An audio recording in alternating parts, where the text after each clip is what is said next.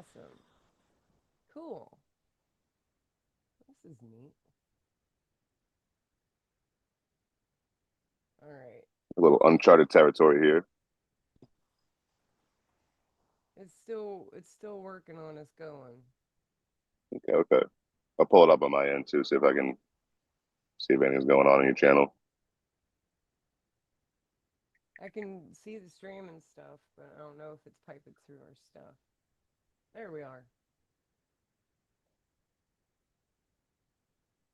Oh, I see you. I see you live. Cool.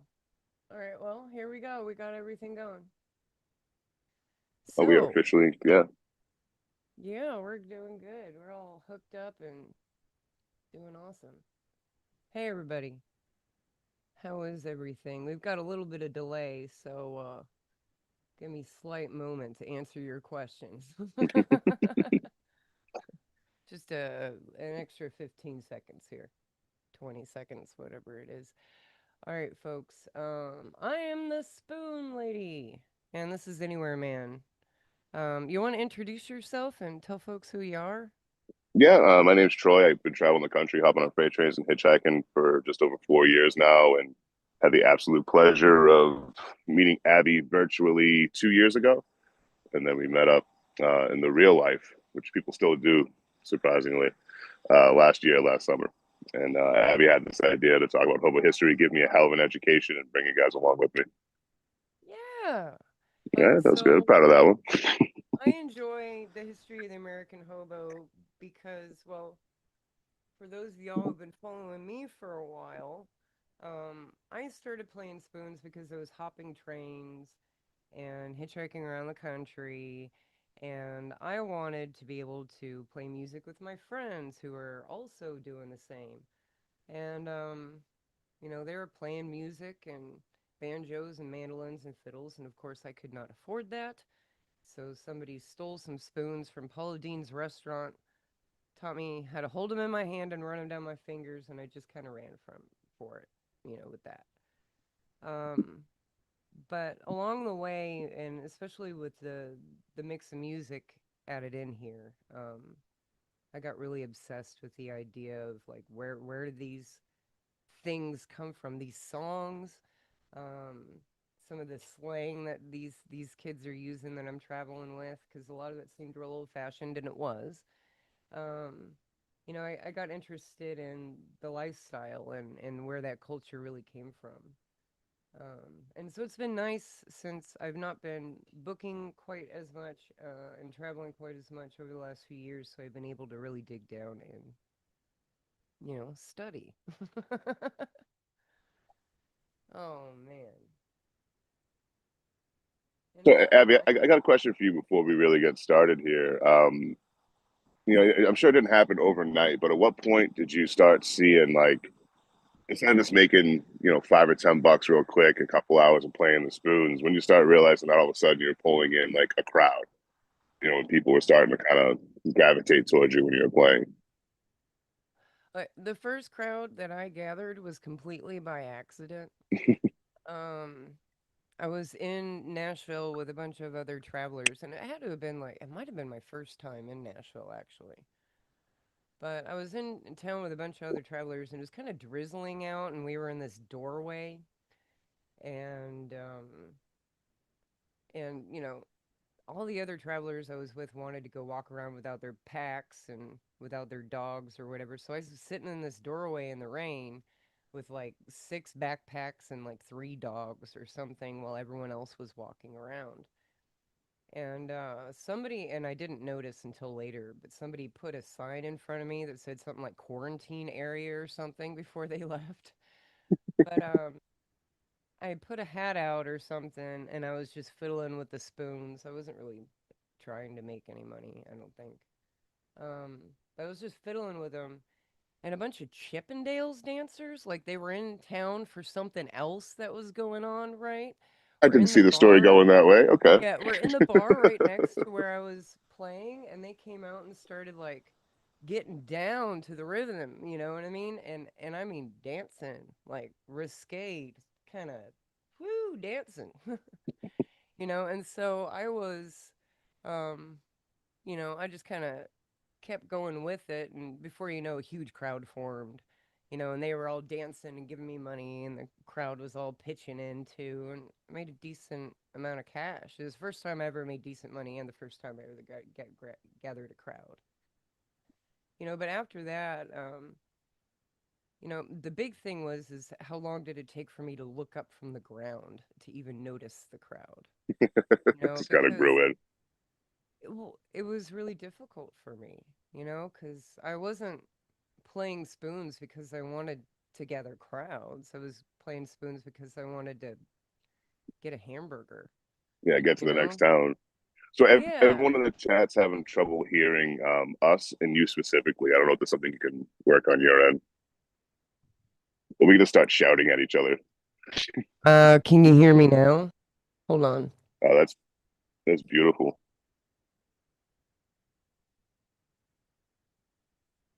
Tell me now if you can hear me. Can you hear my dog? I don't hear you, dog. I'm waiting to see what the chat's saying. They're not mentioning anything yet, but I definitely notice a difference in your volume at least. All right. Well, Troy, I loud and have clear. Yeah, they can hear us now. cool. I turned my mic up full blast. Got a hot mic. Eventually, I want to keep doing this hobo history stuff and the kind of history that surrounds it. But I'm definitely, as I'm putting this stuff together, realizing that I don't really have very good equipment. So, I mean, I'll figure it out. I'll figure it out as I go. But Especially a limitation. If you keep me involved, like I only have two phones I'm working out of. I am officially on the road. Again, I've been putting off getting a laptop for quite some time, so maybe it's overdue to do that. But yeah. it makes it a little bit harder too, because like this area I have no service in. This whole town I'm in here, Lake Mills, Wisconsin, the service is very limited. So like I'm just hooked onto a hotel Wi-Fi and hoping for the best right now. So there's definitely going to be issues between Abby's gear and equipment and me just being a professional bum. Well, hey, little shout out to Tater Monkey here on the chat. Thanks everybody for tuning in. We were going to talk a bit about the history of the American hobo. Hence, we are both hobos sitting here talking to you now. Um, I wanted to start with, maybe chatting about like, at the period after the Civil War is kind of where I want to start. And a lot of people, when they think about the American hobo, they kind of think about, uh, well, the Great Depression. And the Great Depression is great. I mean, well, it wasn't great, but the history there is great. And yes, it had a lot to do with hobos, but no, the height of the American hobo is actually more between the Civil War and through the labor era, the teens and 20s. And there was a boom of travelers going on during the Great Depression, but a lot of those folks it was a different kind of hobo, really. A lot of those folks were families. There's a severe displacement, so it was a different kind of horse altogether. So I guess we could start with talking about, when did the term hobo start coming around and why, you know? Yeah, it'd be a great place to So, start. yeah. Yeah. So the American hobo is definitely one of those things that, we think about this very individualistic idea of things when we talk about American history. And it kind of takes away from the actual history of what's going on.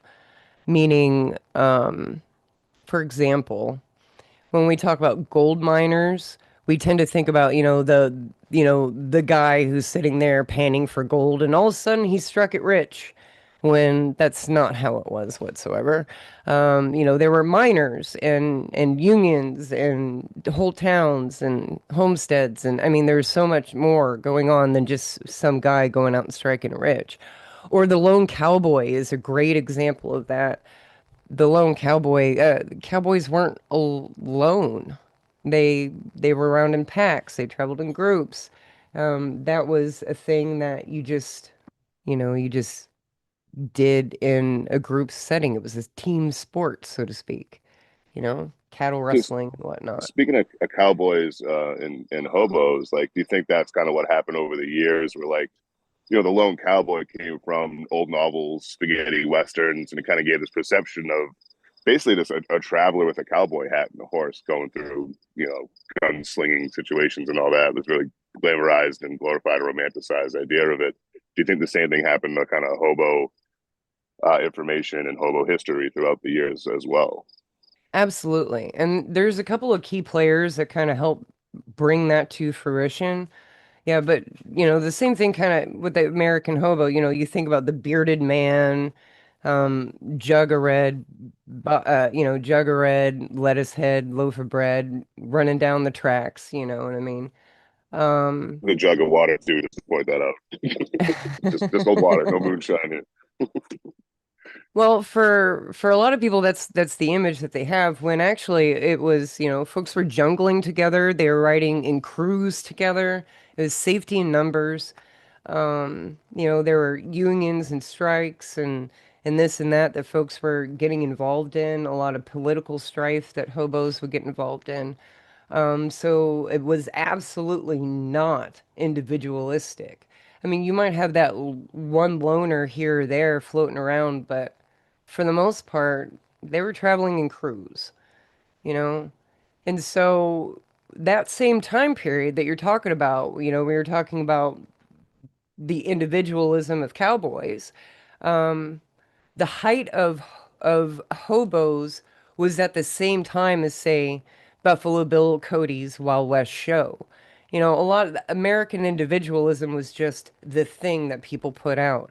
And there was a lot of people that kind of played into that, including folks like A number one is a good example. He kind of played into that a little bit. Here's a couple of his old books. These are from the teens, pretty sure. Um, No, that's the but in character from that movie, Emperor of the North, right? Yeah, Emperor of the North was loosely based off of some of his novels, but then set after he would have passed. So it was set later, like past the Great Depression, but his books actually took place at the turn of the century. And so they also mess with the timeline a bit when they put the movie out. But again, a lot of that people like the idea of the Great Depression era hobo that was part of doing that. You know what I mean? Just like what we're talking about now. The quintessential hobo, yeah. Yeah, they like that idea and they were kind of playing off of that idea. We don't have a lot of media in general, like as far as like visual media that really talks about the labor history era, the labor rights era. And a lot of that is because of political repression. And some of it is for, um, well, folks that are writing that kind of lifestyle just don't have money. It is what it is. I mean, Charlie Chaplin wasn't a true hobo.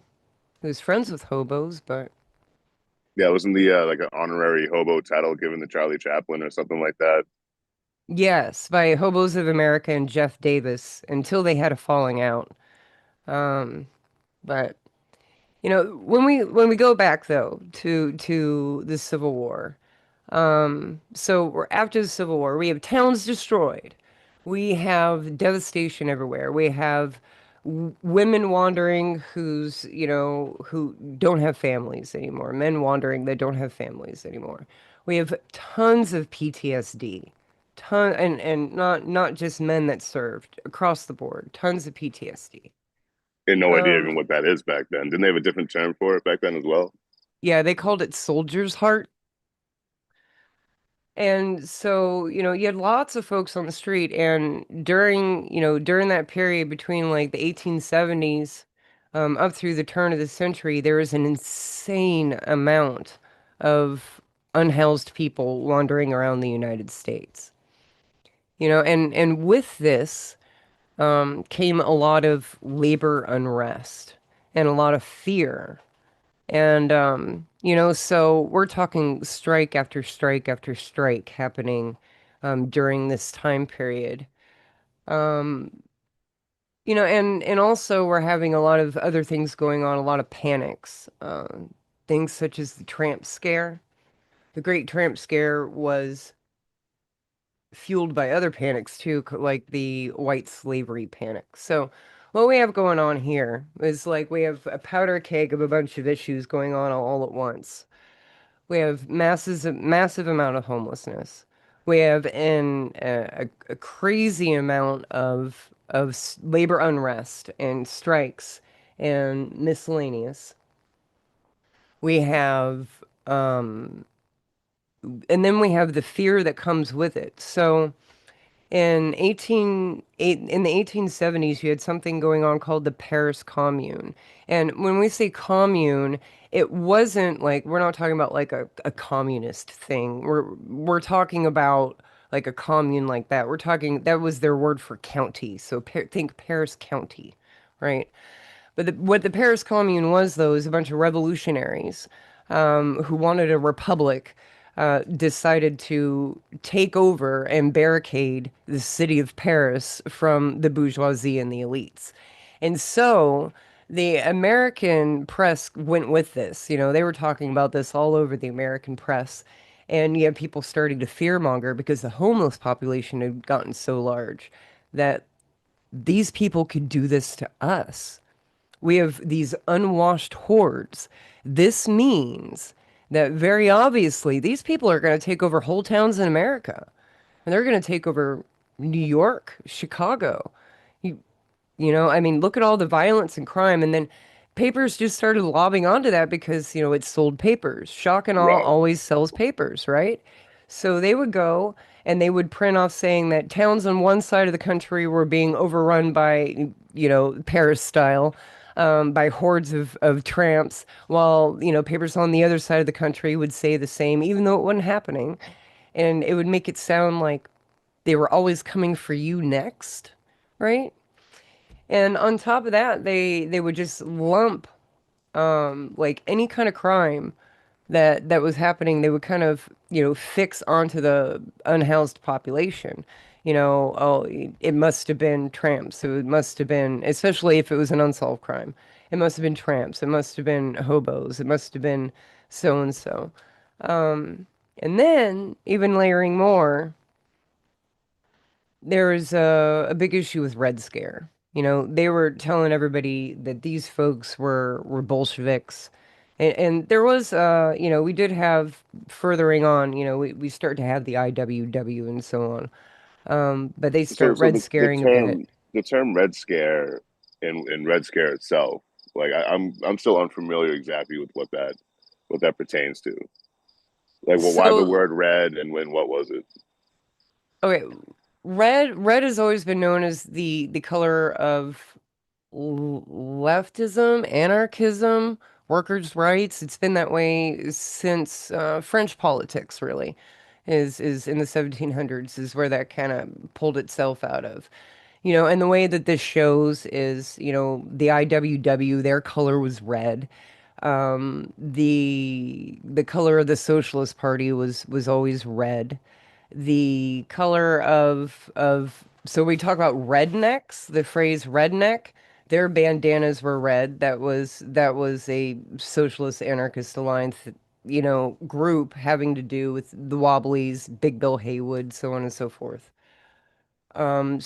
And that color red stood for the blood of the martyrs who had died for labor rights in the past.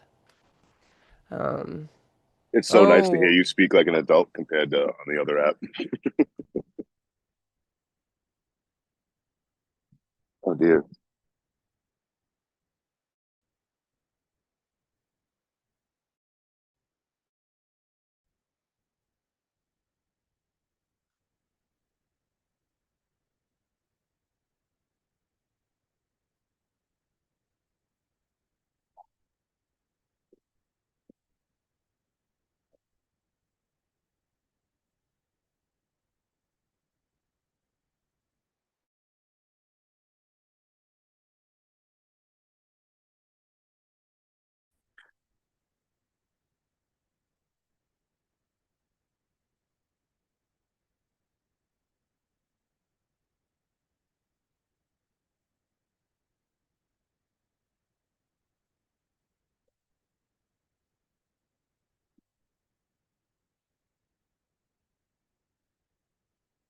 Let's hear by myself.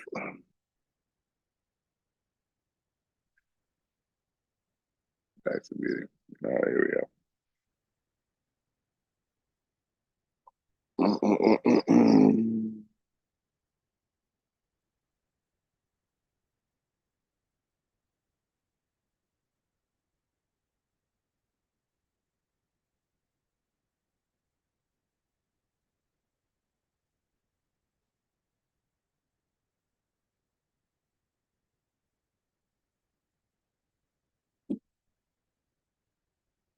You can see me and hear me. I'm glad I didn't say anything stupid. On my end, it's frozen. I can't see a fucking thing. All right, so I don't know if you guys can hear me. I was just sitting there. I was waiting for Abby to come back. Abby's having some connection issues. Again, let me know if, in the chat if you guys can hear me at all. Yeah, microphone check 1 2 1 2. I can keep this going. I do this for a living. But yeah, let me know if you guys can hear me. Let me know, and I'll keep going. Man, I'm so glad I didn't say or do anything stupid. All right, you can hear me. How the hell's that work? All right. So just to kill some time here again, Abby's having some connection issues. We'll wait for her to come back and all that. Um, but tying into what Abby was talking about, I was at a railroad museum in Madison, Mississippi.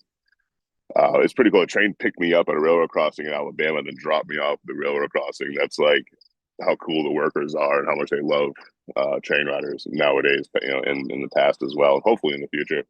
But I was at this train yard, at the rail museum by the train yard, and what had happened, the director invited me out there and taught me a lot of stuff. But I see this railroad track tied around a tree, like it's wrapped around this tree. So I'm like, what is that? Why is that like that? So back in the Civil War era, the North came to the South and took all their track lines, like took a bunch of subdivisions, like entire subdivisions, took the rails out and wrapped them around trees so they couldn't be fixed. Now, if you ever been to the South or if you're from the South, you know how the ingenuity out there is always amazing to me, without a doubt, especially being a Yankee from Boston. So um, yeah, so we're having a connection issue with Abby right now, waiting for Abby to come back. So we're gonna keep going until Abby figures it out. No big deal. I don't know how the hell I'm still on her Zoom call on her YouTube live, but we're not gonna question too much. We're just gonna go with it. Are there still train hoppers? You're talking to one right now. I'm a train hopper myself. But within like less than a year, the South actually unbent all their train tracks, took them off the trees, and put them back into action. But there was a lot of damage to infrastructure all around the country after our Civil War. So that feeds more into what Abby was saying about the. Oh, see, I'm okay. Oh wow, it's just my giant head here, huh? But it's I thought it was just audio for a while there. This is all we're all figuring this out in real time, guys. Don't judge us too harshly. But yeah, the South had that all up and running within like a less than a year. Had all the tracks back up, even though the North came and did so much damage to the infrastructure. But now the Civil War is over. We're back together as a nation. Um, but all that damage to the infrastructure both sides did to each other is still there and still present. So it was a terrible time to be an American citizen back in the 1800s.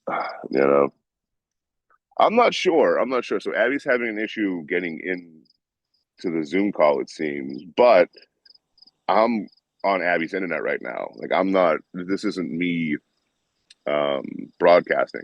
So right now I'm in a Zoom call on Abby's computer, streaming on her YouTube live. So we have no idea what we're doing, folks. This is, last week was us just doing our normal TikTok thing.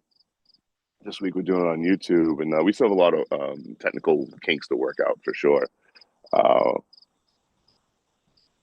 we're two hobos trying to figure out how to be on the interwebs.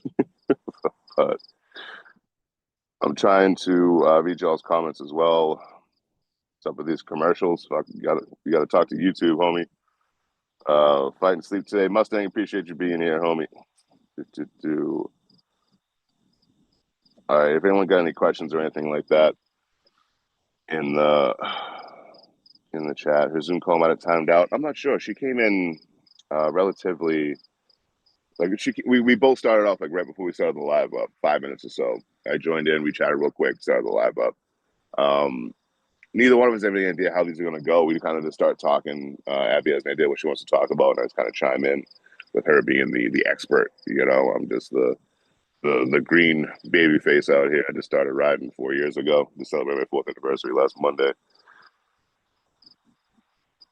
But yeah, this is the first time we've done this on this app, trying to bring two people in at the same time. Obviously, there's going to be technical difficulties. Again, I'm unsure how this is all still working right now, but at least I can keep yammering at you fine folks. Little chain smoking my little heart out. But yeah, we'll just open the floor to questions. You guys have any questions in the comments, drop them. I'll try to answer them the best I can. Again, Abby is the hobo historian. Abby is the more experienced train rider, hands down, without a doubt. More experience in the community, without a doubt. And when it comes to hobo history, I'm here to get an education with y'all. I just happen to be on screen while doing it. What's the difference between a hobo, a drifter, and a bum? Or any of them derogatory? It all depends on the person. I call myself a bum on a regular basis because that was always an insult aimed at travelers and nomads and hobos. Looking like Woody Guthrie, Pete Seeger, Utah Phillips, Leadbelly, the Harry McClintock. He has a song called "Hallelujah, I'm a Bum." So basically, took this insult and aimed it towards them. You know, and instead of taking offense to it, they decided to roll with it. If you go and look it up on like Google, yeah, it'll say there's like a hobo travels and works, a tramp only works when they have to and travels, and a bum doesn't work or travel. And there is still a certain camp that believes that. But that's why I wish I never put the word hobo in my name, to be honest with you, because every traveler and everyone at home has a different definition of what a modern day hobo should be. I'm just out here I'm a tourist. I'm out here to travel very cheaply, hop on trains and hitchhike around the country. And I get a much more intimate connection with things that way. So that way um, I'm not just rolling up in a car or van and taking a photo and then leaving a place. I'm camping out there. I'm walking through these towns. I'm camping out and getting to know the locals and getting to know the local lore. Like I'm in Lake Mills, Wisconsin. A police officer picked me up a couple of days ago, a couple cities away, and drove me out here. And someone called the cops on me for hitchhiking. And then I found this beautiful lake. We watch the sunset, watch the sunrise. And it's rumored that this lake in Lake Mills, Rock Lake in Lake Mills, has these pyramids underneath it and has all this local lore, which is pretty cool. Living in a Toyota Highlander. Feel free to buy me one. I won't get one though. I enjoy not having a vehicle. Does the railroad system bus train hoppers hard these days? No, most of the time it's a misdemeanor. If you get caught train hopping, most of the time it's just a misdemeanor. Again, I'm waiting on Abby to hit me up and let me know what to do. I'm just gonna keep rolling with it until we can figure it out. Sorry for the delay, guys. I'm sorry you guys are stuck with me, but you know, it's better than nothing. Um, most of the time it's a misdemeanor. Most of the time I get caught, they say get out of here. I got a ticket one time. But if you get caught on a train, you could get a felony charge of interrupting train service or something like that. It's a federal felony. Otherwise, it's a federal misdemeanor. You're looking at a fine or 7 to 10 days in jail, um, which is a risk you take if you're going to come out here and start doing this shit. But more importantly, like I swear to, I try to keep it on the on the on the down low when I'm talking to Abby. I know a lot of her followers don't like that stuff, but I do swear, and I apologize for those that have an issue with that. I'm limiting it the best I can. I'm from Boston. I've been swearing my whole life. So you can get a felony charge if you're ever caught in a military base, military installment, anything like that, or if they want to hit you with a harder charge like interrupting train service. If they didn't stop that train to pull you off, you could get hit with that. Most workers don't care. 99% don't give a shit. They actually like us. The other 1% will rat you out for sure. Again, for those just joining, we're just kind of killing time until Abby comes back. Abby's having connection issues. I'm streaming through her laptop right now. She has me on a Zoom call on her laptop. Zoom kicked her off, and we're trying to figure that out. I'm gonna hit her up in a second. Being homeless can be better than living in a home. I mean, the freedom I have from this point forward in my life. I was a workaholic my whole life. I won't bore you guys with my whole story right now, my whole origin story. I was a workaholic my whole life before I started traveling. No one can ever have me under their thumb again. If I'm working a job and they ask me to do something I don't want to do, like I refuse to, it's immoral or just I don't want to do it, like it's not part of my job or whatever, whatever the case may be, hypothetical management situation. I don't have to worry about losing that job and getting evicted. Because if I lose my housing, I can just grab my pack and go. I know how to survive outside now. And I enjoy it. That's why I do it full time. I've been doing it full time for 4 years, over 4 years now. And that is a freedom that I never had before in life. Whenever I had any kind of financial issues in my earlier years in life, where I was worried like staring down a barrel of eviction or something, I was very stressed out about that. Like, oh my God, what am I gonna do? And now that fear is alleviated, I can just fuck off somewhere. Am I encouraging you folks to sell all your shit and start traveling the country, living out of a backpack?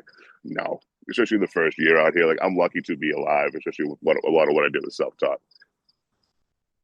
So I'm not advocating for it, but the happiest I've ever been is only owning like a physical carry and nothing else. Again, I'm trying to pluck comments. I got a fucking ad on here. Whoever said ads on the live are crazy. I gotta agree with you now. Um, yeah, I'm just plucking comments as we go here, guys. Trying to kill time. I'm gonna message Abby real quick. Do. Hey, I'm just rambling at your people. I think some of mine are in here too.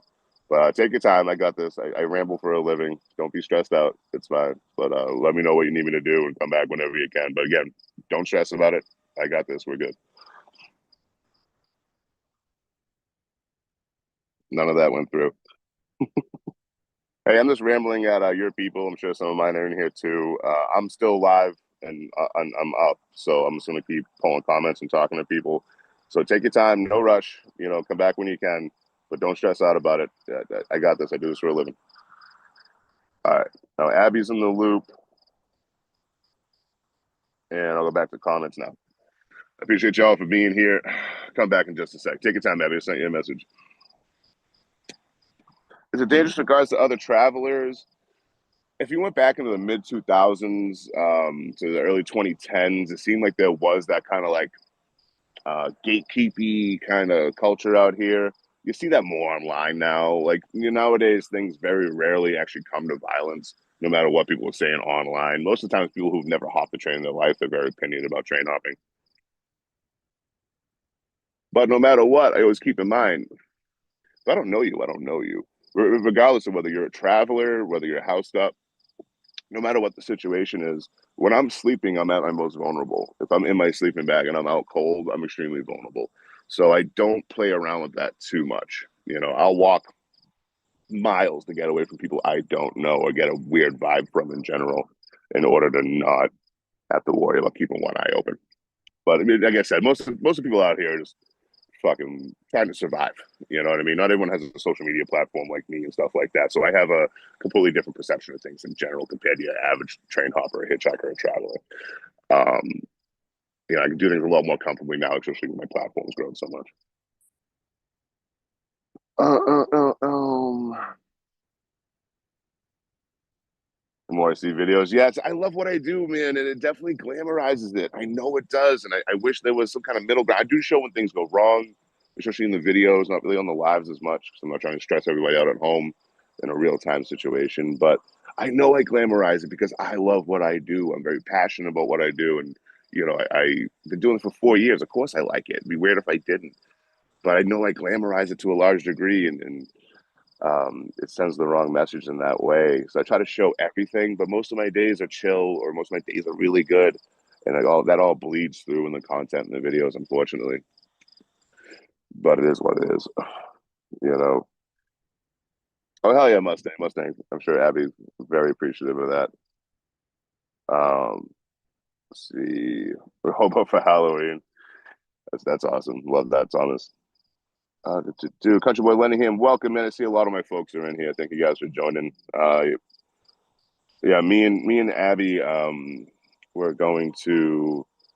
Like we last week we did this on our respective platforms on TikTok. This week we decided to do it on YouTube. I hit Abby up this before because we want to have like me streaming on TikTok as well. And it's like, oh, well, let's not split everybody up. So we got to watch two comment sections and all that. Um, and again, we're working on this as we go, figuring it out as we go. Hence, the technical difficulty we're in now.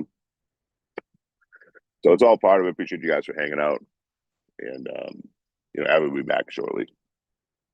Until then, you guys are stuck with me. Coming to get you says I grew up in a carnival and traveled from Florida to Canada. My best memories during that time. Hell yeah! I mean, no matter how you're traveling, 1 year of traveling is a lifetime worth of memories and experiences, without a doubt, without a doubt. But at least you were smart and you got paid for it.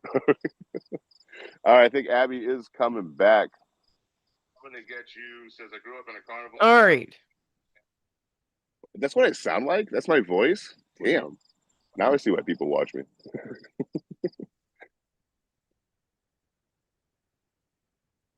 Okay.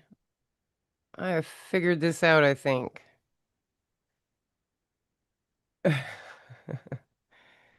How's everybody doing?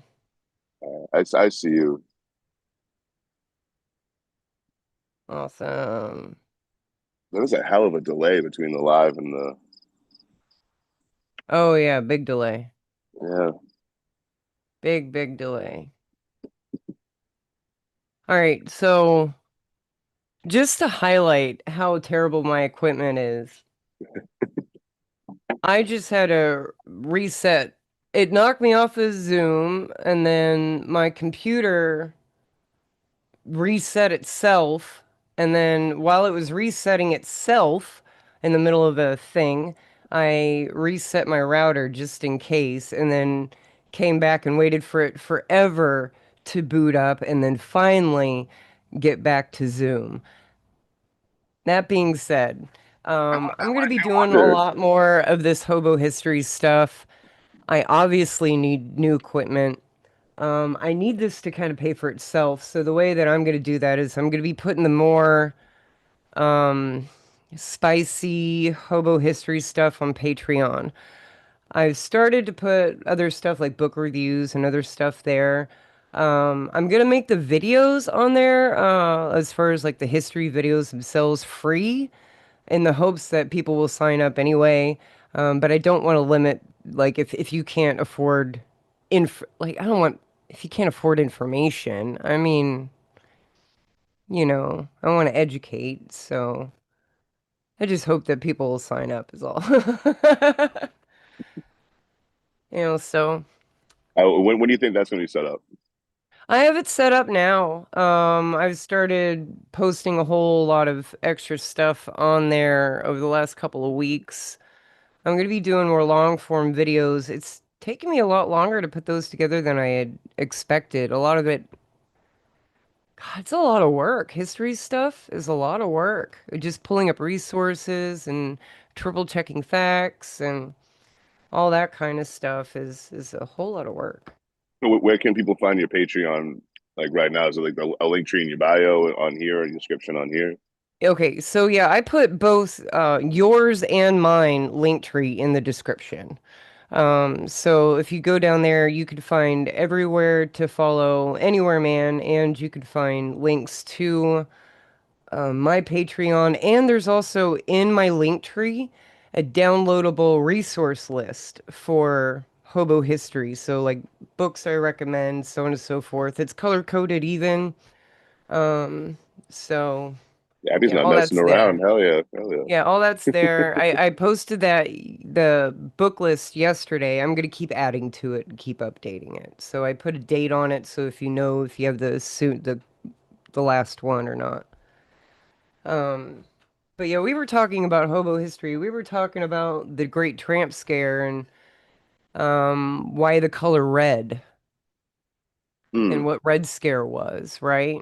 And I just wanted to say, putting this forward, this is not a political stream. We're not talking about current politics at all. We're talking about hobo history, which is extremely attached to radical labor politics. There's no way around that. So nobody's endorsing any kind of this or that at this point. We're just talking history. So whether or not you agree or disagree with folks back then, we could talk about that, but we're not talking about current politics. When we talk about radicalism or whatnot, we're talking about the turn of the century here. Yeah, I got a few Um, people in the last video, like when I uploaded the last live stream we did, that were very irate because they're drawing parallels to today, and that was never in any of the live stream. We're talking about hobo history. Well, there's no way you can't draw some parallels to today. I True. mean, there's no way around it. And, everything from conspiracy theories to, I mean, just everything. Everything is intertwined. So like we were talking about Red Scare. Red Scare taints everything in American politics. Everything. Um, that's still a thing that's true today. It was a thing, we talk about the McCarthy era.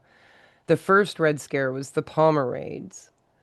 And every time, innocent people get rounded up. I mean, that's always been a thing in American Well, history. what is the Pomerade? The Palmer raids were pretty much a way to get rid of the IWW. It happened World War One. Um, Pretty much it was a mass crackdown on wobblies and unionizers. A lot of it was fueled by a few things. There was some violence at the time, um, uh, which those things don't happen in a vacuum. You know, but yeah, there was some violence at the time. So like the bombing of Wall Street would be a good example of that. A lot of labor unrest. Um, and then with the war going on, there was a lot of people that were scared that a major strike would go on during wartime. And so that was more of a reason to fuel crackdowns on unionists. If they thought you were a red card carrier or like an IWW member, you were likely to be arrested, and especially if you were an immigrant, then you were likely to be deported for a while. In fact, at that time, Ellis Island turned into a deportation station instead of a you know, an incoming Intake area. Island, yeah. Yeah.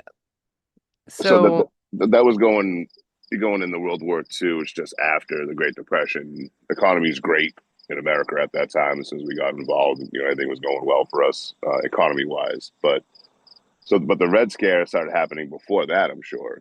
Was that something that happened like post Civil War era? Or was that a little bit after that, no, going to turn of the Red century? Scare was going on even before the Civil War.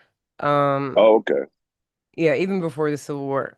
But around so here, let me give you a prime example. We were talking a little bit about the Haymarket Massacre before, right? That was So Chicago, I believe, right? Chicago, right? Okay. So the Haymarket Massacre happened in 1886. And there was this big strike at the McCormick plant in Chicago. In fact, there was a nationwide strike going on that May 1st of that year. But at the McCormick plant in Chicago, the police opened fire on the strikers, and a few folks were killed. And because of that, the next day they started a mass meeting at the Haymarket Square. Somebody at the Haymarket Square, and it's never been proven who, although people have their assumptions, threw an explosive device, a bomb, into the crowd, and it hurt a bunch of people. They arrested 8 anarchists for the incident. They killed a few of them, but they never could prove that any of them were, the person that threw this explosive device. They pretty much arrested them for organizing. Is pretty much what it was. It was, you organized this and this happened, so that means it's your fault. Is what they did. And a few of them were put to death. One of them lit a stick of dynamite in his mouth before he could be put to death. And one of them, Albert Parsons, his wife, Lucy Parsons, went on to be one of the founding members of the IWW. So we're setting the stage. Now, the nationwide strike going on in the 1880s here was for an 8-hour workday. People, again, I talked about this a little bit today. But yeah, we wouldn't have overtime if it weren't for the struggles that came before, like the 8 hour day. I did Um, see that video, and the most interesting part is how did you word it? You said the overtime compensation was more of an incentive to not go kill your boss. Yeah, yeah, yeah. I mean, there were other economic reasons, of course, but a lot of it came from straight labor unrest. You're talking 50 years or so of, shaking your fist for an 8 hour workday. 50 years.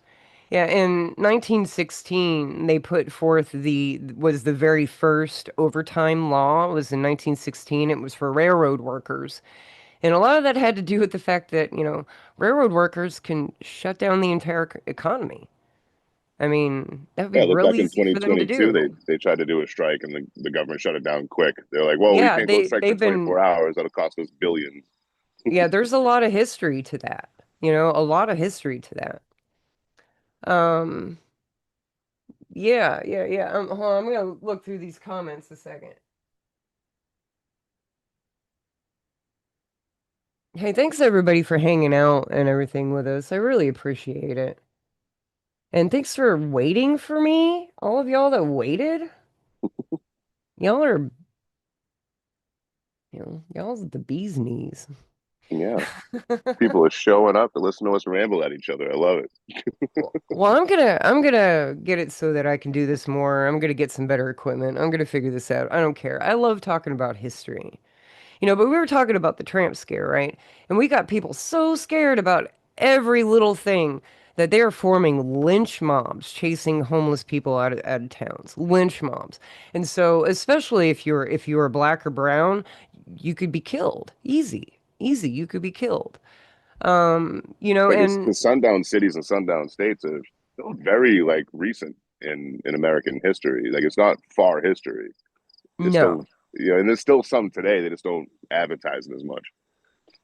Well, Well, I tell you, back then they were really, really serious about vagrancy laws. You could just be picked up and arrested for not being able to find a job. And we had a Great Depression in the 1890s.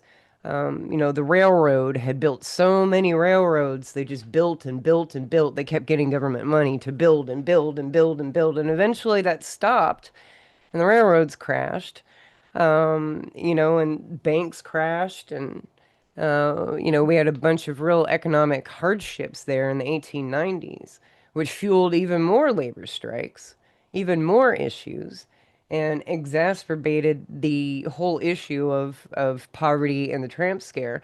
But when you looked at the papers, most of them were just blaming poor people for being poor. They weren't talking about what the economic issues were at the time. The only papers that were really talking about the economic issues of the time were the most radical workers' rights papers. So a good example of that would be Appeal to Reason, which was printed in my home state. I mean, a few of those papers. I should put some of those on the reading list. I'll do that here in a little What is bit. your home state, by the way, Abby? I never asked. Oh, Kansas. Oh, okay, okay. Yeah. Yeah, most people think I just rolled off a mountain in Appalachia, but no, I'm It's from those damn Kansas. overalls you always wear when you're playing spoons. It just screams Appalachia. Well, the history of the American hobo has some very, very serious radical roots.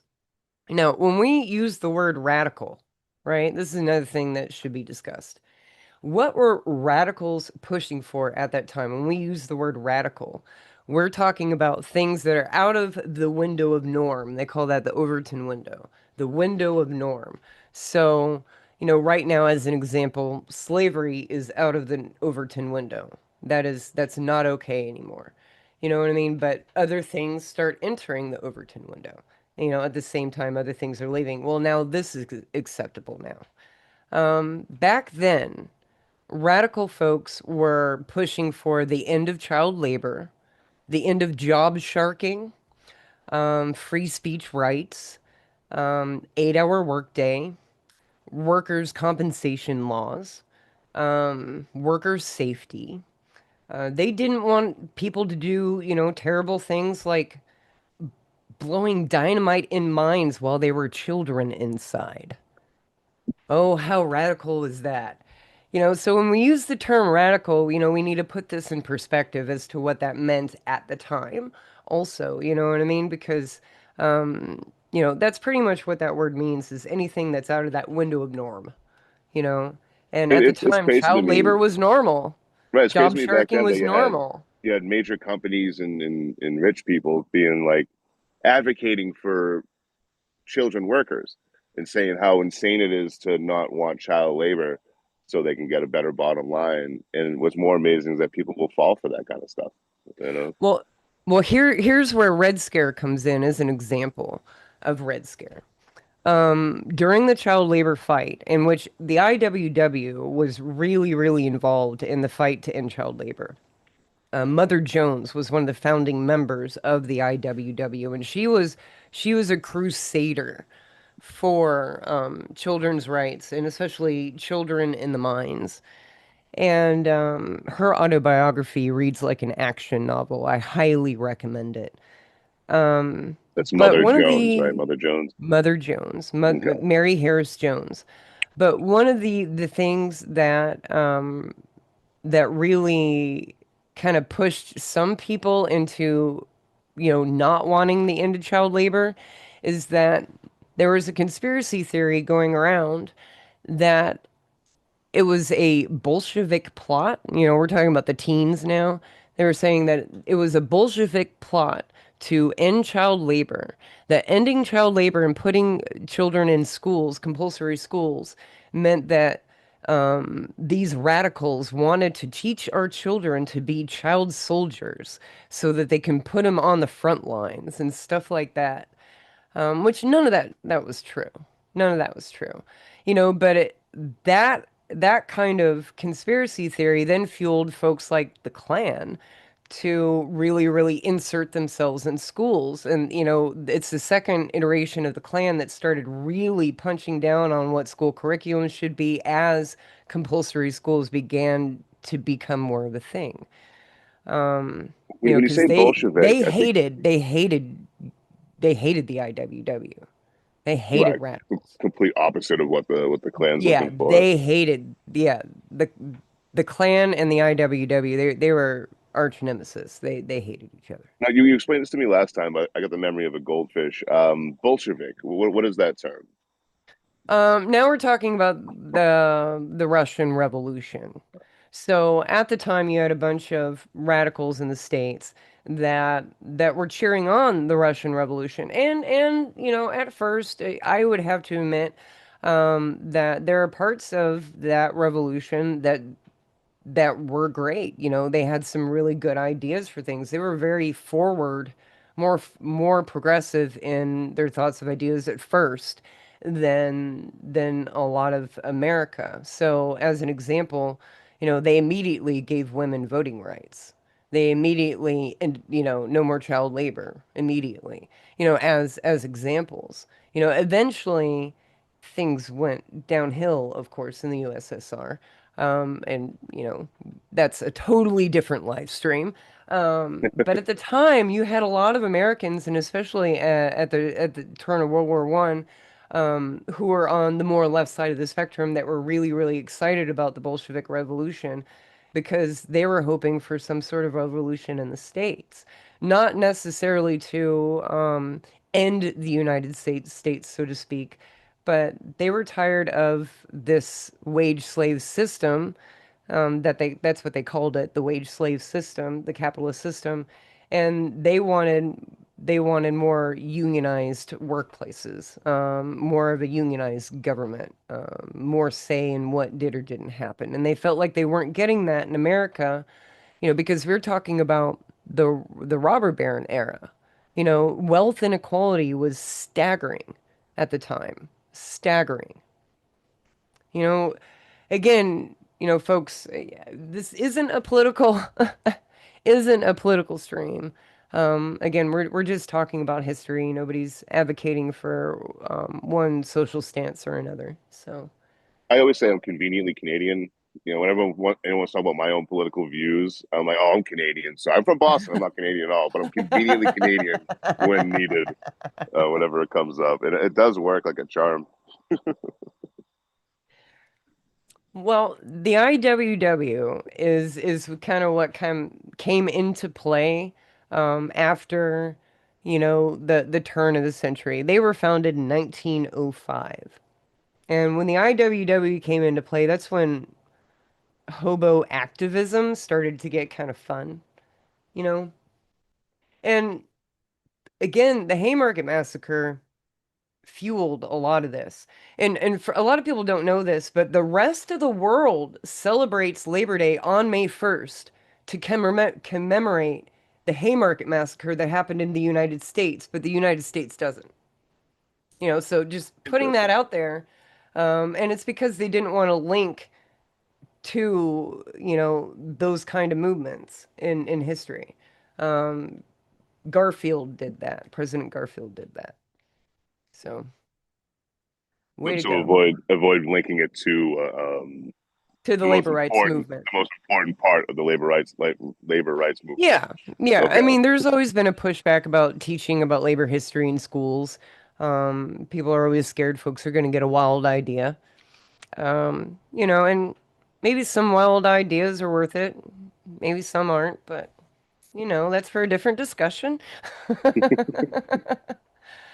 But when the Wobblies came around, or that's what they would call IWW members is Wobblies. And when the Wobblies came around, some of the first things that they were genuinely active in was a series of fights called the free speech fights. And these were protests, and a lot of them ended up turning into riots. And the way this would work, and a lot of them, this is the skeleton outline for the majority of them, is you would have job sharking happening.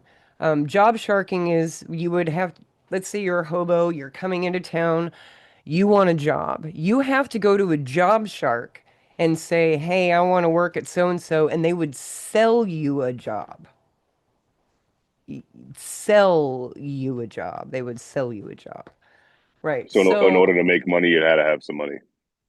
well, they would take it out of your first check, right? So they had a thing going on with the mining company, the lumber yard, or whoever it was that you were getting a job for, right? The factory that was in town. And it was a And giant racket. You were telling me last time, where like they the would just fire recruiter, and yeah, the recycle recruiter and the them. company would be in cahoots to get you in, get paid, and then get you out and get a new person in, and keep doing that. Or they would sell you a job that didn't exist and send you out in the middle of nowhere, right? Which is another thing that they were popular for doing. But so what would happen for these free speech fights, though, is that job sharking or something like that would be going on, and the IWW is fighting against job sharking. They had an entire campaign against job sharking. And so they would do something called soapboxing. And soapboxing is when you would come into town and you would have like a literal like wood crate, like soapbox, or sometimes they would even pull up carts and wagons or whatever and stand on the wagons. And they would give speeches and lectures right on the street.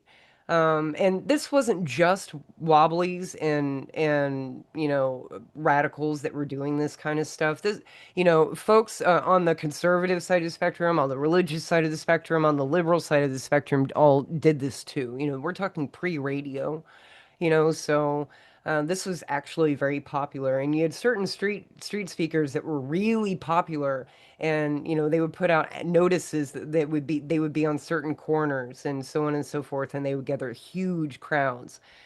But Wobblies were known for soapboxing, for utilizing this to agitate or to get people upset about things, so they could try to change laws. So that's what that was called, as agitation. So they would come out, put out a soapbox, and my fellow workers is generally how it would start or something like that. And they would, give their spiel about job sharking. Well, we can talk about Spokane, Washington, because it's one of the most famous ones. In Spokane, they would come out and they would do job sharking. The job sharks got upset about this, of course, because the Wobblies had set up a local office in town and they weren't going to have that. And so they go to city council and they're like, hey, we need you to stop all these guys from doing this soapboxing, right? So they put down this new law that says, okay, street speaking is completely illegal. And for about 9 months, the Wobblies followed the law. They were like, well, okay, if nobody else can do it, then we'll follow the law. We won't do it. So they followed the law. And then city council decided it was a good idea to go ahead and let the Salvation Army come out and do their street evangelizing and do singing on the street. And this made the Wobblies mad, right? So when we go to look back at old protest songs, for example, we will notice that a lot of them are written to the same tunes as gospel songs. And a lot of that is because they would literally stand next to the Salvation Army and sing over the top of them. And so a lot of them, like, there'll be pie in the sky when you die. That's a lie. That comes from them singing over the top of the Salvation Army, right? Of course, this didn't go over well. In fact, the Wobblies had a band called the Overalls Brigade, a full-on brass band that would stand next to the Salvation Army with them, right? I find that so petty and petulant, and I love it. I love because It's I'm pretty all for great, that. huh? I'm all for that. You know, a rule for just one is a rule for none, right? Well, they would go and they would go and they would stand next to the Salvation Army and they would sing over the top of them, because they were like, well, if you can't do it, if you can do it, we should be able to do it too. Um, and so, that's where you get a lot of the songs coming out of the Little Red Songbook, right? But of course, this didn't set well with city council. And so they just start arresting Wobblies left and right. They pull them down and arrest them, pull them down and arrest them. Now, at this time, there was this woman, and I've got her photo here. I got a stack of them here. What do we got? Here's this woman. Her name was Elizabeth Gurley Flynn. And she was she was a really famous soapboxer, like crazy famous soapboxer. She had been soapboxing since she was 16 years old. And she was in town for this free speech fight. She had gotten involved with the local paper. She had put out with telegrams too that they need men to fill the jails in Spokane. So you have all these wobblies with flyers now going down the tracks, spreading the word going down the tracks, and all these wobblies coming into town, all these men, just to sit down a soapbox or stand on a cart and yell, my fellow workers, before they were ripped down, roughed up, and stuck in a jail. And this happened for a while. They just kept pulling down these folks and putting them in jail, pulling down these folks and putting them in jail, until the jails were so overcrowded that they started putting them in schools that were overcrowded. And eventually it just got to the point where they couldn't house them anymore. And people were literally dying in the jails. Right, they're jamming And in like sardines. Like it was, they're jamming them in like yeah. sardines. They're putting fire hoses in the windows. I mean, like it's bad. It's bad. But eventually the city council was like, fine, do your street speaking, and the Wobblies won. But again, there were dozens and dozens of these fights, and they all generally started about the same way, but they did not end the same way. They did not win all the fights, and some of them ended up being extremely bloody, extremely bloody. Um, so yeah, the most famous ones are probably the Spokane free speech fight that we just discussed. The The initial one. Missoula, Montana would be another one that was real famous. And I think the most violent one probably would have been San Diego.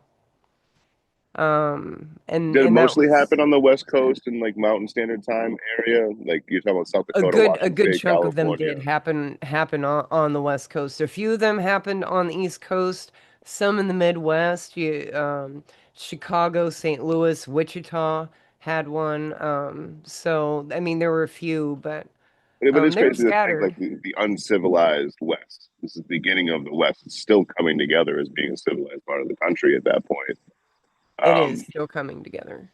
yeah, just to see all that happening and getting done. I mean, we talked about it last time too. I do find it, macabre, but so beautiful. The idea that all points bulletin goes out, get to Spokane, come get your ass arrested.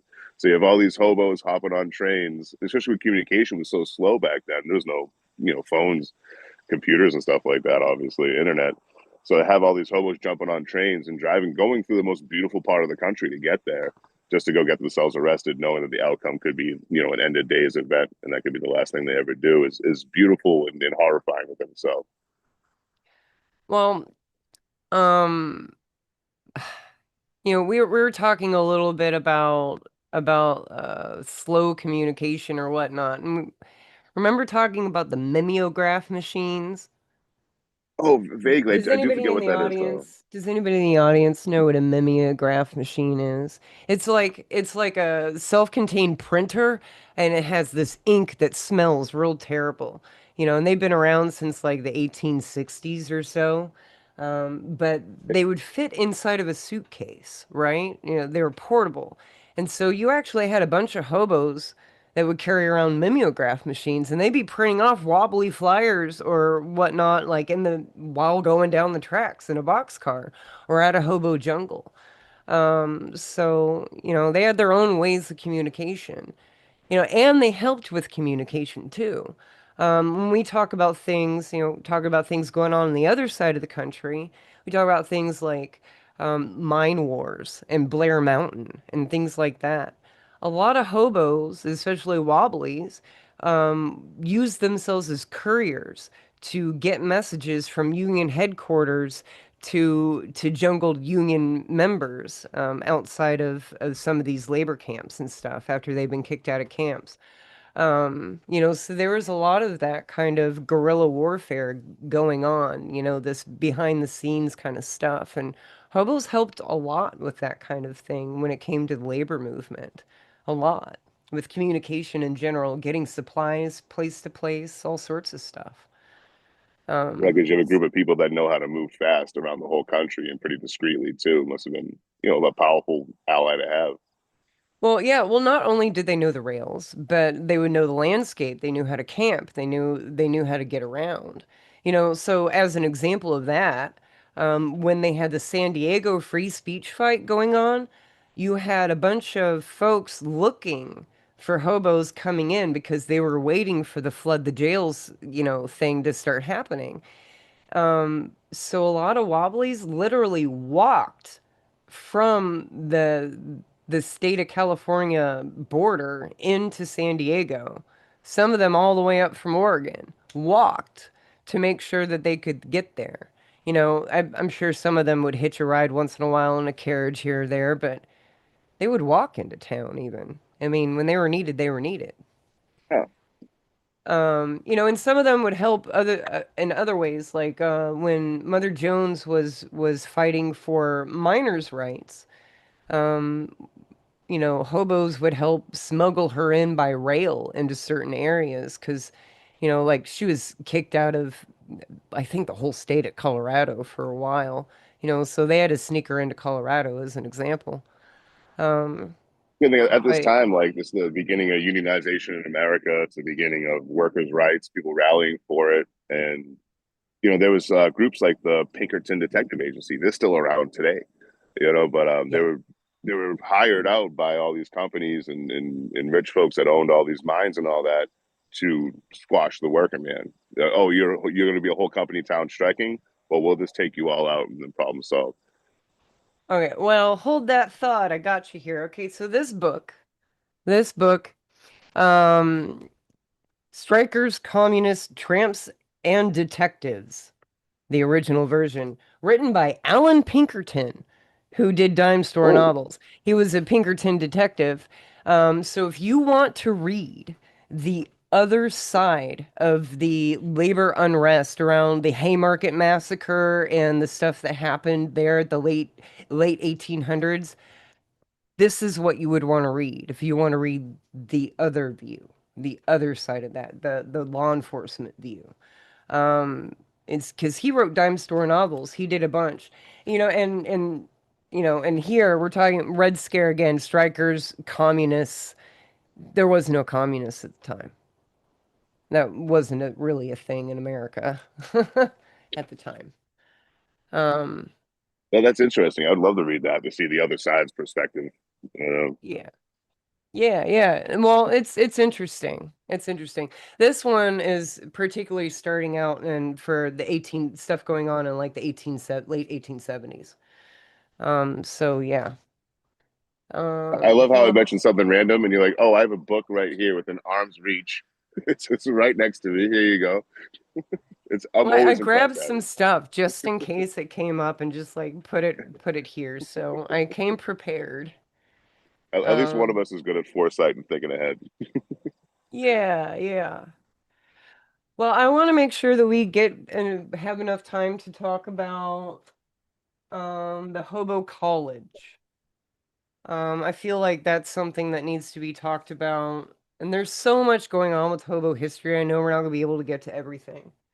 Yeah, I feel like any one of these subjects we could dive into and talk for 6 hours straight Oh, I'm about going to do one some deep particular dives. thing. Yeah, Oh, I'm going to do some deep dives. I don't care. I'm going to find a way to get me some new equipment somehow. the And the I'm going to do Patreon. some deep dives. So you're gonna have videos on history for free on Patreon because you don't want to I gatekeep am. knowledge. I love that. But for the paid tiers, what are you gonna offer for the paid tiers? Um right now I'm doing book reviews. I'm going to do some extra content, of course. But book reviews, maybe some extra thoughts on some of the political subjects as we go, like a 5-minute disclaimer about what my personal thoughts really are about something. I might add in things like that. Um, stuff like that. And if anybody has any other ideas for me, please let me know because I'm kind of flying by the seat of my pants. All I know is that I really want to talk about American history and labor history and hobo history and it's a lot of work and Yeah, the amount of time so that I'm hoping, like I do with my sewing, I want it to pay for itself, and I'm hoping that this project will do the same, but I guess we'll see. and to point out now would be a great time to drop super chat, super gifts in the on the live itself to keep Abby doing this. I obviously live in this lifestyle. I have a huge fascination with what we're talking about, and I'm loving the education. Thank you just for that alone, Abby. But link tree in the description of the video for Abby and super gifts obviously will help keep Abby doing this because if there's a return for it, Abby will be much more incentivized to keep doing stuff like this. So just want to put that out there and plug you real quick, Abby. Sorry. Well, I appreciate it. I appreciate it. Yeah, and follow Anywhereman. I put his link tree in the description. Um, he's very busy on the tiki-talkie if you're ever over that way. I suggest following him on this platform and over there if you happen to be there. Thank you, Abby. Okay, well, I want to talk about the Hobo College and make sure that we have time for that. So, yes, there was a Hobo College, a college of for hobos. In fact, there were a few of them. Um, the Hobo College, the biggest one, the first one was started in St. Louis. The biggest one, the most famous one was Chicago. And they were started by this feller. And this is James Eads Howe, the hobo millionaire. And what he's got in his hands there is a copy of the Hobo News. And the Hobo News was a hobo newspaper written for and by hobos. That was really, it was really popular even amongst those who weren't traveling also though. Um, but it was considered a radical paper, mostly workers' rights, talking about, all the same stuff, job sharking, child labor, so on and so forth. A lot of, poetry, put out by folks working in lumber companies, factories, miners, stuff like that. Real kind of cool stuff. Cartoons, political cartoons. You can find almost all the copies have been digitized. I think some are lost to time, but almost all the copies are digitized and in the St. Louis Public Library for free. You can go read them anytime if you want. I have put that in. Hey, thanks everybody for all the super chats. But you can um, go to my link tree and you can find that Hobo reading list, and I've put that link there. So if you want to read the old Hobo news. But yeah, James Eads Howe started something called the IBWA, which is the International Brotherhood Welfare Association. And through that, he founded the Hobo News and the Hobo Colleges. His family was very, very wealthy. They built the Eads Bridge, which is the bridge that goes over the Mississippi into St. Louis. And his family was also involved in the Wabash Railroad. So he actually inherited tons of money. And when he went to school, he went to Harvard and he went to theological school, but just he was well educated. His family would send him money and he would refuse to spend any of it on himself. He spent all of it on on the poor, the homeless, the needy, Now, hobos. didn't that lead to a tragic end for James himself? Yes. Yes, very much. Um, he lived up until like I think it was the late 30s when he passed.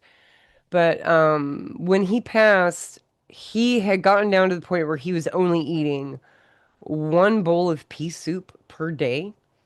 And his body was, because he was refusing to spend any money on himself. And his body was so emaciated that he literally starved himself to death.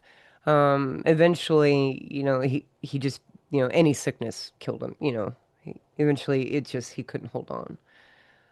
The So yeah, malnutrition I'm of it. very, very sad. You can't disregard the fact that he was definitely suffering from some mental illness. You can't disregard that. There's But a word we don't use often anymore called profligate, where you give away too much and you put yourself in a bad spot. And he embodies that. That's a negative term, even though you're yes, helping, you put yourself in a bad spot. The hobo colleges, were they designed to get hobos off the road if they so chose? Were they designed to help a hobo travel and find work? Is it all of that or just one focus? there were a couple of things. There were a few things.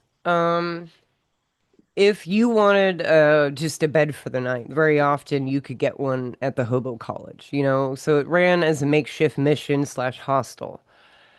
But the reason it was called a college is because you could go there and you could learn all sorts of stuff. Of course, they were teaching labor rights. If you were an immigrant, which a lot of folks were, they were teaching English as a second language. They would teach basic mathematics skills. And then they would talk about everything from sociology to philosophy to whether or not God existed. They would debate things like birth control. And when I mean debate, they actually had a debate team and they would debate other colleges and very often win. Including like they debated the University of Chicago on birth control as an example in the teens. It was a hot subject, at the Yeah, this time. is way ahead of its time. Like all those Yeah. subjects were very taboo back then, for lack It of a was better term. extremely taboo at the time, but the one of the reasons for that, though, again, everything kind of happens for a reason. I have another photo. I came with visuals. This guy is Ben Rittman, and folks knew him as the Clap Doctor, right? And he ran the Hobo College in Chicago for um, James Eads Howe for a while. He was known as the Hobo Doctor. And he was real famous for his work with birth control and women's rights. People considered some folks would call him like the most vulgar man in America because of some of the subject matter that he would talk about, which we're just talking about women's anatomy is all we're talking about. And Nothing. not to be gross, was he known as the clap doctor because he helped deal with people that had clap, or because he had Yes, clap very. himself? He was interested in teaching hobos, and sex workers about what venereal disease was and how they could avoid getting it, and or how they could avoid becoming pregnant. And which is, when you're homeless, you would think that that would be information that you would want to have passed around, but it was illegal to send any of that kind of information in the mail. And he was arrested on multiple occasions for doing so. Just raising awareness on a very important issue. Right, right. In fact, in San Diego, he came into town. He was the lover of Emma Goldman, the famous anarchist, for a while, and none of Emma Goldman's friends liked him at all. They considered him to be slimy and gross. Just, so not everybody liked him. But he went into San Diego. I think this was during the free speech fight, actually.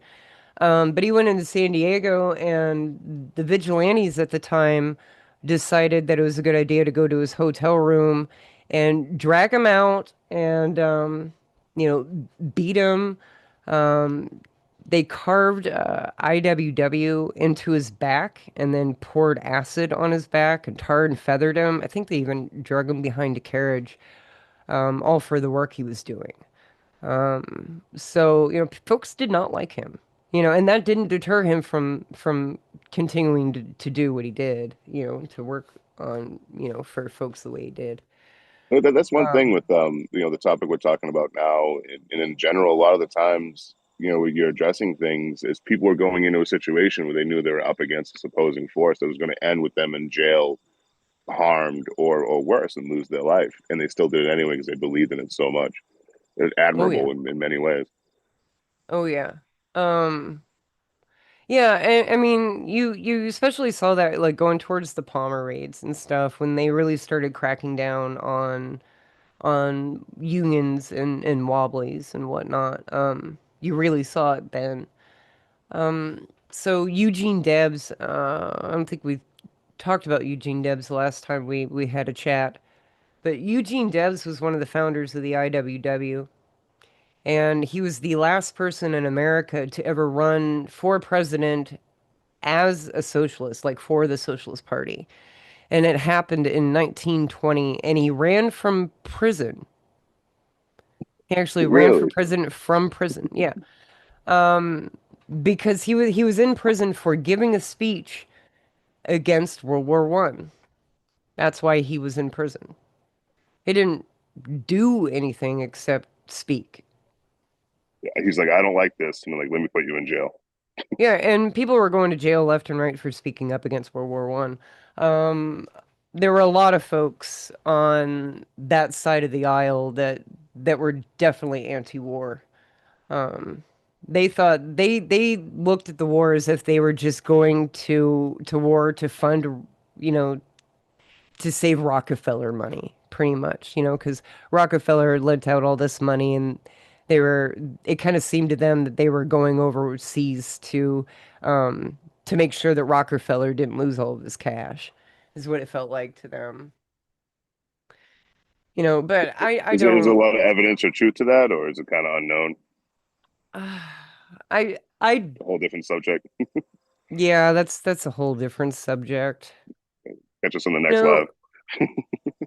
Well, with that though, at this time the Bolshevik Revolution, the revolution in Russia is also going on at this time. So Red Scare's amped up. We were talking about the Klan earlier. The Klan, again, they hated wobblies. They hated radicals in general. And like I was going through old newspapers, and folks, I recommend getting like a newspapers.com account if you happen to have the funds for it. And you can see which ones I'm clipping actually if you run into something I'm clipping, and I keep all my stuff public so you can see which articles I've clipped and which ones I haven't if anybody's interested in that.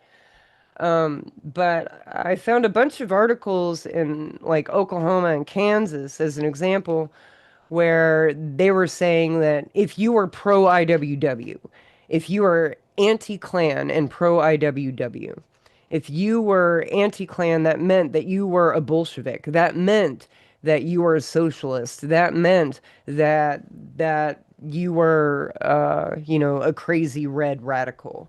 And they would push these rumors that the IWW and other unionized groups were wanting to take over all of the state of Oklahoma and turn it into the Soviet state of Oklahoma, like quote unquote.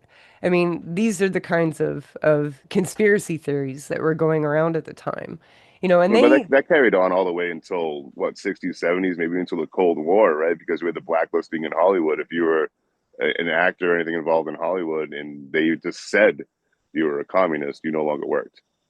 Well, yeah, a lot of it, because it was about stoking fears and getting people to keep their mouths shut is what that was about. Right? You know, Salem and witch and style vibes, but much later.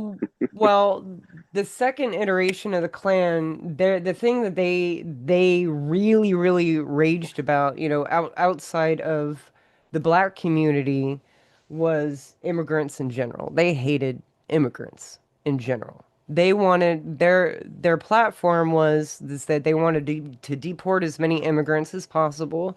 They wanted to make English the only language that you were allowed to put in print. And they did not like the IWW because it didn't matter to the IWW what color you were, what country you came from, what language you spoke. You could join the IWW, and the Klan hated that, because it stood for everything stood against everything they stood for. Wobblies would print Union material and Union propaganda in like 30 plus languages. They would translate it in 30 plus languages. And that was part of the reason that they were so effective. Because when we think about things like mine wars, we need to remember that like 60% of those people were immigrants. And most of those labor camps would be like between 50 and 60% of people were immigrants. So they kind of had to do that. And the bosses would try to segregate people because it was easier to keep them from unionizing if they were segregated. You could get them to point at each other then instead of, oh, well, such and such is doing this, and then they'd be fighting at each other instead of with the boss. Right. The lower Um, middle class will always find ways to divide itself. It's way too right, easy and always has been. Always has been. right. Right, so that was a tactic. That was a tactic. But it wasn't only a tactic. So, like unions in general, not so much the Wobblies, but unions in general, you would find this a lot that they would allow for black and brown membership, but they would do it as a token, meaning like they knew that if they didn't allow them membership, then those would be the people that would break the strike lines. Those would be the scabs if they didn't allow them in. And so a lot of times they would allow them in, but then wouldn't let them have any kind of role in actually organizing or being any kind of leadership role or anything like that. Whereas the IWW was literally founded by some women and some women of color also. Lucy Parsons, when we go back to the Haymarket affair, Albert Parsons was one of the men that was hung for the bomb. His wife was a mixed race woman, and they had a very, which was way, way progressive for that time, way progressive for that time. Yeah, But you got to his think at this wife, time, like women were just able to go to college and they couldn't even take certain majors. right. They couldn't even take like architecture or anything like that. So to have, a mixed race woman representing a movement is, like you said, progressive, way ahead of its time. We Well, still struggle with stuff like that today. right, right. Well, she ended up becoming one of the founding members of the IWW. Her name was Lucy Parsons, and she was extremely militant, extremely militant. Um, I mean, there was a time when in American history where you had so much guerrilla warfare going on when it came to unionized groups versus the government versus company towns versus whatever corporation. That you had people just openly talking about blowing things up with dynamite all the time, including Lucy Parsons. So, I mean, it is what it is. And you have to, there's violence on both sides of all of this, you know? There was, it's a matter of looking at the big picture, I think, though, you know? Right. You can't ignore it, but it's not the message necessarily. That's not the main meat and potatoes of the message in the movement. Yeah, yeah. Hey, thanks again, everybody, hanging out. I'm not sure how long we've been on here. We haven't even gotten to the Great Depression. Maybe we should do that for a different live. I'm real happy about all this. This is cool. Yeah, I'm having a blast. Again, Abby set this all up. I think it was Abby's idea initially, but I'm really bad at setting times for stuff. I'm always like later, later, later. So Abby hit me up like, "Hey, let's actually do this instead of concrete times instead of last week." And I'm loving this. If we want to keep doing it, I'm definitely down. But if you want to open up questions in the comments or something like that, I'm down for that. Or if you want to talk about how awesome I am, that's cool too. Okay, well, Anywhereman is really awesome. Don't lie to the folks. Um, Wherever he goes, it's just like awesomeness, like blooms like flowers out of trees. Sunshine lollipops everywhere, everywhere. Lollipops, birds sing everywhere, you know. I got to get away from taking too many pictures of birds. It was getting obnoxious. Oh, learning a lot. Yeah, I'm checking the comments here. I'm not seeing anything in the way of questions, Yeah, but a if lot of anybody sweet has words. any A lot of sweet words. questions, do I have Venmo? Yeah, yes, you can support via Venmo, Cash App, PayPal. Those links are in the description and on the Linktree link that's in the description also. I think they're all there. I'm pretty sure they're on one or the other or both. Uh, I and do that's I do also want where you can find the Patreon. I'm gonna keep working on all this stuff. Please be patient with me as I figure out making this better, the whole thing. Um, as I kind of get this rolling, I'm gonna work on getting some new equipment so that things can be smooth and seamless. Like a professional YouTuber. yeah, like we do this for a living or something. Yeah, that's the thing too. Like if we keep trying to do this every week, which I would love to, if we keep trying to do this every week, like I'm gonna have issues with service, working with the phones, overheating, stuff like Yeah, that. Abby's gonna have technical issues on her end as we figure this all out and get this really nailed down. So there might be weeks where only one of us can show up, or it's got to be short because things go wrong or whatever. Just please be patient with us. We're trying not to mess it all up, but it's that's always technical right. difficulties. Right. See, Eon Brooks asked, "How did you both meet?" I Oh, guess we first met over the TikTok, actually. We had a bunch of mutual friends though beforehand, that's kind of the way it works in the traveling community. But, that being said, eventually we became buddies and he came to visit me here at my house here in Winfield, Kansas, which is where I is. Well, I've always Um, been a big fan of Abby's, and I saw you live a couple summers ago. I was like, "Oh, Abby's live on TikTok." So I jump in there, just a random dude. I'm like, "Oh, hey, I hop trains. Can I come up?" I'm half in the bag, by the way, guys. So I show up. We start chatting. I even said a couple things wrong, like certain subdivisions didn't line up and all that because I'm nervous and I'm a little tipsy. And then, yeah, we've been homies ever since. And yeah. it always weird to me that you're so level headed and grounded for someone like you're the most famous train hopper, past, present, most likely future. And I've never met someone so down to earth and chill and doesn't have that ego some social media creators get. I just want to do stuff. I don't really I'm just a spoon lady. I always say when people over compliment me too much, I'm just like, I'm just fucking here. On a good day, I'm just here, man. Yeah. Well, I'm just a spoon lady. I don't know. Yeah, if there is other subjects that you think that you want me to dive into too. So the subjects that I'm wanting to talk about when I'm going into this history project. I'm gonna have Railcar Rosie on here. We're gonna talk about the history of female hobos. Oh, very nice. Um, and she's awesome. I don't know if any of y'all follow Railcar Rosie and Les Blackwell. Les Blackwell was talking about coming on and talking about the history of the term redneck, which I think would be kind of a cool thing to talk about. Um, you If you're know, looking for Les Blackwell's links, you can check any of my recent videos. Anywhereman Hobo on here. I've been using his music and he's in the description. His links are all in the yeah, description of every I've got video for the last like videos with 4. him both on this channel and on TikTok too. Yeah, so he's easy to find if you're following either one of us. Um, yeah. It's an incestuous group. We all interact one way or another. Yes. Yeah, well, it's the way it is. Traveling culture, folks tend to know each other. Small world. I And know like that I'm wanting to talk about things like Coxey's Army eventually, which was the first march on Washington.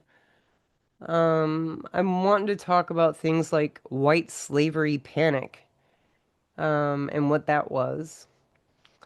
I would like to talk more about the free speech fights, um, and the mine wars. So yeah, a lot of that kind of stuff. So if there's any subjects that y'all think I should talk about, or talk on, that is labor history related, or hobo related, or any questions, you let me know. I want to talk about famous hobo jungles, famous hobos in general. Some of them deserve their own videos, you know. We didn't even get to talk about Jeff Davis, the Hobo King, yet in this live. Self-appointed Hobo King. Self-appointed Hobo King, Hobo Dictator. I mean, selfishly, I'd love to hear. If it started at a certain point, it was kind of always present. Is the hobos or train riders that I identify most with would be like this: the people that are out here for adventure. Um, when it started becoming more like one person trying to go find themselves or whatever the case may be, where it's like Jack Kerouac stuff like that, where people started doing more of that in There's always general. been scenery bums. Scenery bums. I'm gonna start calling myself that. I love that. Yeah, Pete Seeger was a scenery bum, Yep. you know? Yeah, I mean, yeah, the folks who are just doing it so that they could see the world, not necessarily doing it for work, sometimes part-timers even, Yeah, scenery bums. I'm gonna forever call myself a scenery bum. That I'm gonna get it tattooed on my forehead. Yeah, yeah. But that's one thing And too. I like to hear with the music part of it. Woody Guthrie, Utah Phillips, Lead Belly, Pete Seeger, and how they tied into either being part of labor history or not. But seeing how a lot of those early musicians, were targeted, much like hobos in general and travelers in general. I'd love to hear more about how they kind of integrated and became part of that. yeah, we need to pull this into the second Red Scare, this conversation on the next go. Um, yeah, there's a lot of stuff there. And then the next one, I think that'd be a good time then to talk about Jeff Davis, the hobo dictator. Because he did a lot. I don't like him for multiple reasons, but he did a lot to kind of stoke some BS on the rails when it came to um that part of history. So I would like to talk about him some when it comes to that. So yeah, in a future live, let's do that. Okay, so we go from Jeff Davis and then go into the musicians that were relevant at the time and still Musicians, relevant today. Red Scare, McCarthy era, and Jeff Davis for the next one. Because I can't count the amount of travelers I've seen that have that on the guitar. This machine kills fascists, like on Woody Guthrie's guitar. Oh, well, anti-fascism has been something that's always been. popular as far as the hobo scene is concerned. And a lot of that comes just from that residual radicalism that's come down the pipeline there. I mean, in every. Hey, Flower. Sorry, my dog is just creating a problem. Flower. That's why I ended up clotheslining your dog. Well, it's the other one here. All of them. Ah! I just want to point out I got this running joke on my stream about body slamming dogs and all that. Some weird accusation, but I do want to show that Abby went and had this made via the AIs of me clotheslining her mini poodle. I felt the need to share that. I'm sorry, Abby. It's okay. This is Flower. She's special.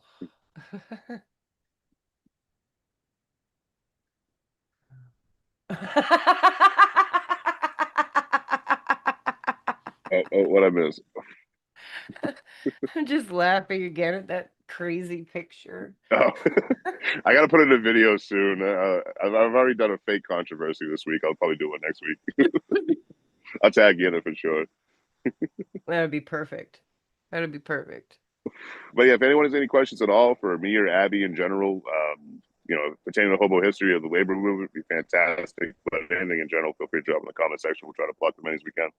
Yeah, and as I'm getting this stuff together, this has been something for a long time coming for me. I've been wanting to kind of launch a history project for a couple few years now. So it's gonna be nice to actually get some wind under it. But yeah, so there's a book list in my link tree. The link tree is linked in the description along with Anywhereman's link tree. Please let us know if you have other questions. You can send them to me here. If you are underneath, if you are like later watching this, comment your questions underneath in the description here. If you want, I'll check it. Maybe Yeah, that's something we can do too. In between the lives, looking through the comment section, pluck a few, write them down, and then address them throughout the live too. So people feel more involved, even if they're not watching it active on live. yeah, yeah. Well, what are you gonna do tonight? Are you crashing out or? No, I chugged a Red Bull before this, which means I'm not going to bed until 3 days from now. I'm sure. I'm getting old. I can't do what you do. I used to be able to chug coffee and go right to bed. Like I can't do that anymore. It keeps me up. So I got a whole bunch of editing I got to catch up on. I'm still like a month and a half behind over here.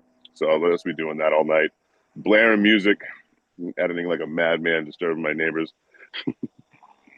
Gotcha, gotcha, gotcha. What are your plans after the live? Oh, I have an insurance adjuster coming to my house in the morning. Exciting, exciting. So I'm gonna do a little bit of cleaning back where he's gonna be, and then I guess get around and I'm real excited for this. You got to put something weird there that like they'll be too professional to address. Like take some red food coloring and water, put it all over a towel, and then leave it next to like a kitchen knife or something like that, and never address it, but make sure they can see it. Just to fuck with them, keep them on their toes, man. Get him scared to deny my claim. Right? Like the last insurance adjuster that came through, things didn't work out well. I'm glad you're here. You seem much nicer. Then look right at it. Stuff like that. I'm telling you. Well, for those of y'all who don't know, I've got a back room that's flooding, and I'm not exactly excited about it. But I think I can get insurance to pay for at least part of the repairs. So that's where I'm at with that. Every time I think about going back to being a housed up human being, I hear stuff like that, and I'm like, I'll just You stay on the listen road. to me. Yeah, if my back camp floods, I just move my camp. Gregory has a not really a question, but a request. Perhaps a bit niche, but in 1920 Alabama, they had a mine strike that was pretty significant, and he would love to hear your insights on that. Um, yeah. Um, let's go into more labor history for the next live, though. Oh yeah, yeah. There's something to talk about the next. I'll screenshot it and try to make it a talking point for the next live. Yeah, yeah, yeah. Yeah, please send us those questions. I want to stack them up. That'd be perfect. All right, folks. Maybe we should let everybody go. I love all y'all, and I might, I might go live on TikTok later after I'm done doing my chores. So if I'm still awake and can't fall asleep. But other than that, I'll see everybody later, I guess. Yeah, these are fun. I'm having a blast doing these. Thanks for including me at all in this. I'm appreciating the education, but honestly, it's just nice to quote unquote work with you on something. Um, if anyone wants to keep this going, now's the time to drop super chats in the comment section, or hit up Abby directly through her link tree in a bio. Back when I met Abby last year, I would talk about this on live frequently. It's like I wish Abby would talk about her knowledge of hobo history and the labor movement history more publicly. So now that you're doing it, it is a breath of fresh air, and it's nice to learn, where the culture comes from. This culture I've imposed myself on at an older age compared to most people. So, Abby, thank you for having me, and thank you guys for watching. And Yeah. yeah, looking forward to doing it again sometime.